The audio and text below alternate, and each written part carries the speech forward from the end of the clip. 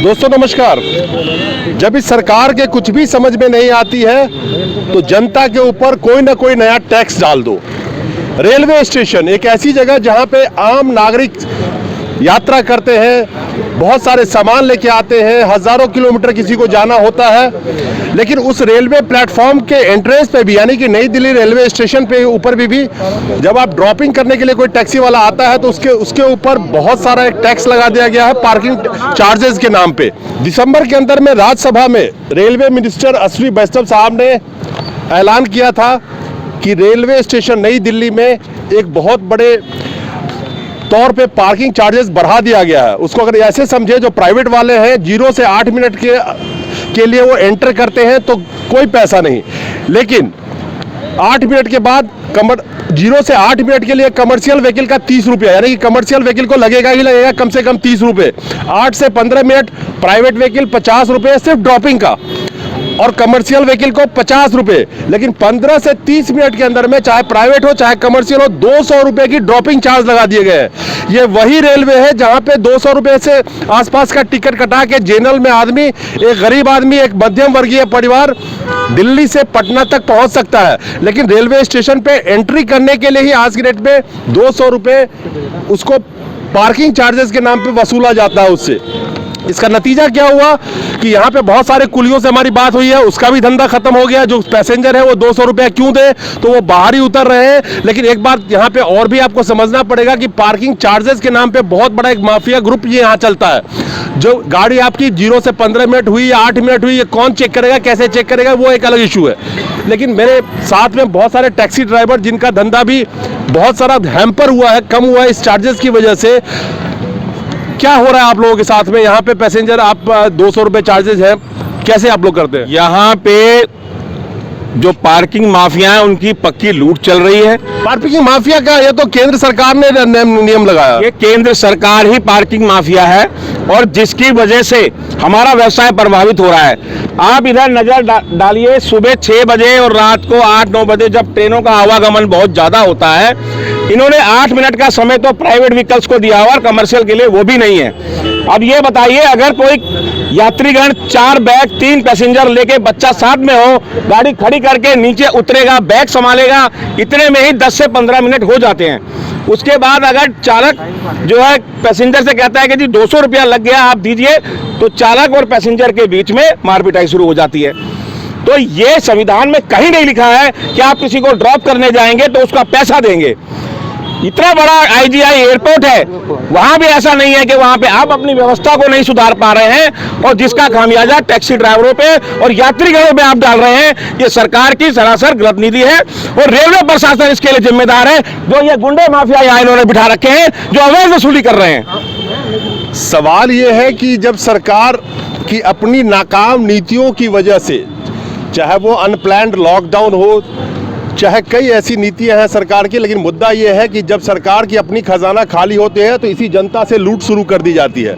बात यहाँ सिर्फ कमर्शियल ड्राइवर्स की नहीं है, ना प्राइवेट गाड़ी ओनर्स की है। बात यहाँ पे ये है कि जो सवारी आती है उनको सिर्फ ड्रॉप करने के लिए 200 रुपया पे करना होता है। आप समझ सकते हैं कि जिस वक्त में लोगों के जेब खाली है, ये डेटा आप सरकारी डेटा भी देख सकते हैं, जो लोगों के पास बाइंग कैपेसिटी है ही नहीं, किसी भी तरह से लोग ट्रैवल कर रहे हैं टिकट कटा के। रेलवे का क्या हाल कर दिया, प्रीमियम के नाम पे लोगों से कितने पैसे वसूले गए, प्रीमियम ट्रेन के नाम से।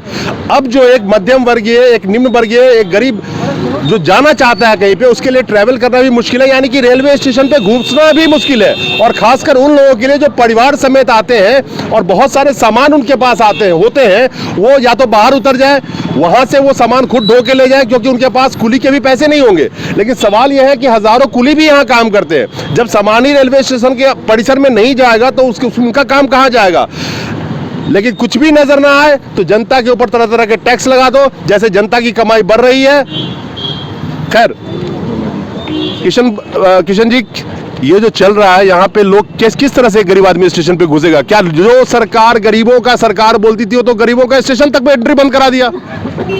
देखिए अरविंद जी, पूरा हिंदुस्तान और पूरी दिल्ली देख रही है कि आज जो भाजपा की केंद्र में बैठी मोदी सरकार कर रही है, क्या सिर्फ गरीबों का दमन।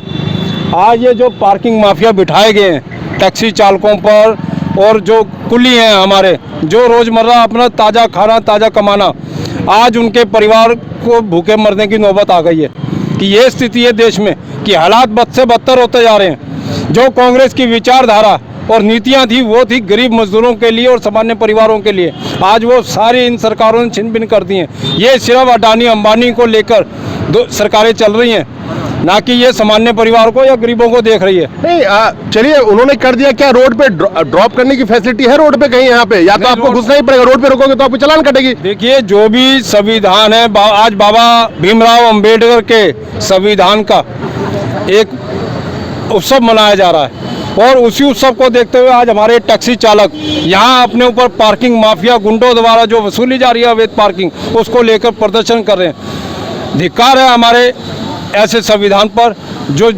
केंद्र की मोदी सरकार नहीं मान रही। गरीब विरोधी फैसले हमेशा किए जा रहे हैं, चाहे वो पार्लियामेंट हो, चाहे इनके मंत्री हो, चाहे रेलवे बोर्ड हो। सवाल ये है कि मैं दोबारा बोलूंगा कि जिस 200 रुपए का आप जनरल टिकट कटा के गरीब आदमी दिल्ली से पटना पहुंच सकता है, वो 200 रुपए पार्किंग चार्ज आखिर यहाँ पे देगा कैसे? आप टैक्सी चलाते हो? जी हाँ। क्या सवारी को कहाँ छोड़ोगे यहाँ पे स्टेशन पे? सवारी को बाहर ही छोड़ना पड़ता है, बाहर छोड़ते ही चालान हो जाता है 1000 रुपये 2000 का। अब यहाँ पे एक कैच आप देख लीजिए, अगर बाहर छोड़ेंगे तो नो पार्किंग में आपने लगाया, गाड़ी ड्रॉप किया तो चालान 2000 का कर देंगे। आपको स्टेशन के अंदर घुसना ही है, जहाँ पे 200 रुपए करीब इनको पार्किंग चार्जेस देना पड़ेगा। अब ये सवारी है, इनको देने को तैयार नहीं है, लड़ाई होती है इनके आपस में। 200 रुपए की तो ओला उबर में सवारी नहीं मिलती, 200 रुपए पार्किंग कौन दे देगा आपको? नहीं दे, लड़ाई हो जाती है सवारी से और हम लोग से, वो देना ही नहीं चाहते, बोलते हम क्यों दे, तुम जानो। अब मुद्दा है कि आप फैसला कीजिए कि जहाँ पे 80 करोड़ जनता 5 किलो अनाज में टिकी हुई है, जो मोदी जी बांट रहे हैं, वो 5 किलो अनाज में टिकी जनता क्या 200 रुपए पार्किंग चार्जेस देके? रेलवे गरीबों के सफर के लिए एक माध्यम माना जाता है जिसके थ्रू गरीब सफर करते थे, लेकिन अब रेलवे स्टेशन पे भी उन गरीबों का घुसना मुहाल कर दिया गया है।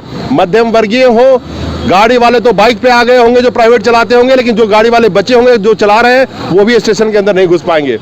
तो क्या सोचिएगा, ये गरीबों की सरकार है, गरीबों के बारे में सोच रही है, ये सोचना आपका काम है। सिर्फ गरीबों का नारा और चाय वाला बन के इस देश में गद्दी पाया जाता है, और जब उसको कुर्सी मिल जाती है तो उसके अपने नवाबी में कहीं कोई कमी नहीं आती है, बेशक जनता मरती रहे। नमस्कार।